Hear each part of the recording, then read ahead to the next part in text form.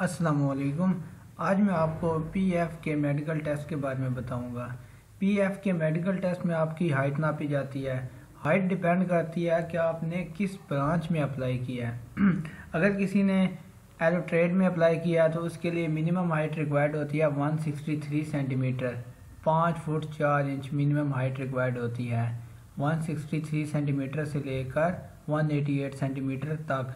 इसी तरह जीसी और प्रोवोस्ट में जो अप्लाई करते हैं उनके लिए मिनिमम रिक्वायर्ड होती है हाइट 175 सेंटीमीटर। 175 सेंटीमीटर से लेकर 188 सेंटीमीटर तक हाइट होनी चाहिए। तो आपकी हाइट नापी जाती है। हाइट के बाद आपका वेट किया जाता है। वेट आपका होना चाहिए according to BMI.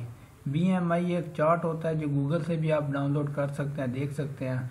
BMI chart में ये बताया गया होता है कि अगर आपकी जितनी आपकी हाइट है उस हाइट के मुताबिक आपका आइडियल वेट कितना होना चाहिए। आपकी हाइट के मुताबिक आपका वेट बताया गया होता है आइडियल, कि इतने किलो से लेकर इतने किलो तक आपका इस हाइट पे आइडियल वेट है। तो अगर कोई ओवर वेट है तो वेट कम भी हो सकता है, अगर कोई अंडर वेट है तो वेट ज़्यादा भी हो सकता है। आपकी हाइट और वेट के बाद चेस्ट मेल के लिए जो लड़के होते हैं मिनिमम 31 इंचज़ रिक्वायर्ड होती है।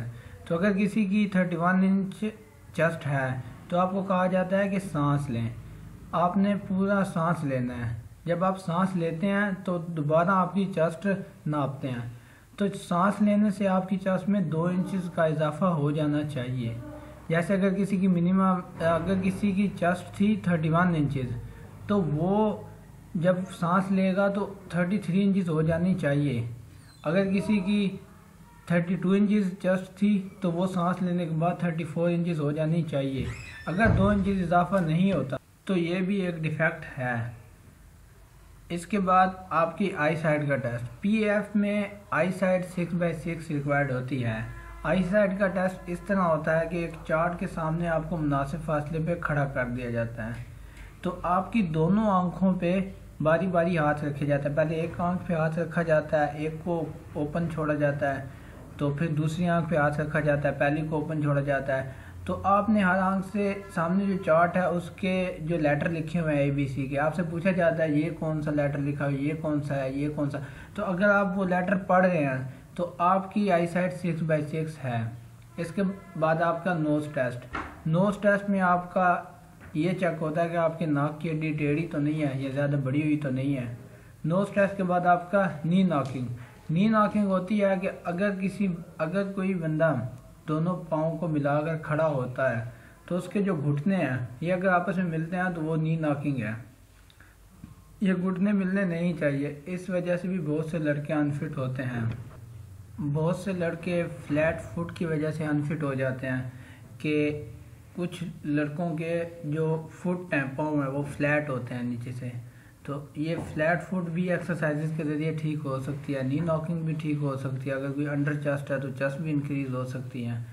तो इसके बाद आपका होता है कलर ब्लाइंड का टेस्ट। एक रंगीन चार्ट होता है, उस रंगीन चार्ट के अंदर ABC या 1 2 3 गिनती के हरूफ लिखे हुए होते हैं, तो वो आपने पढ़ने होते हैं। अगर आप वो पढ़ रहे हैं तो आप फिट हैं। इसके बाद आपका आर्म एंगल होता है। आर्म एंगल, अगर आप दोनों बाजुओं को सीधा करें और दोनों हाथों को मिलाएं तो आपकी ये एक एंगल चेक होता है जिसे कैरिंग एंगल भी कहते हैं। तो ये आपस में मिलनी नहीं चाहिए। तो ये आपका एक आर्म एंगल चेक होता है। इसकी वजह से भी अनफिट हो जाते हैं। इसके बाद एयर्स, आपके कान। तो जब भी आपने मेडिकल के लिए जाना है तो अपने कानों की सफाई करवा के जाना है। अगर आप कानों की सफाई नहीं करवा के जाएंगे तो वो आपको कानों में रेफ़र कर देंगे।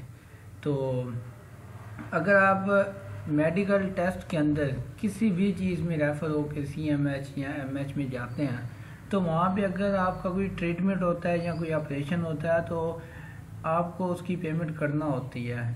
भर्ती होने से पहले जो भी ट्रीटमेंट आप करवाएंगे रेफ़र हो के जाके तो आपको उसकी पेमेंट करना होती है।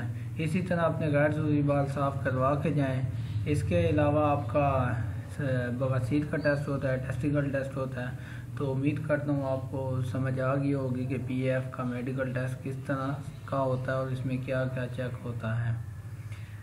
अल्लाह हाफिज़।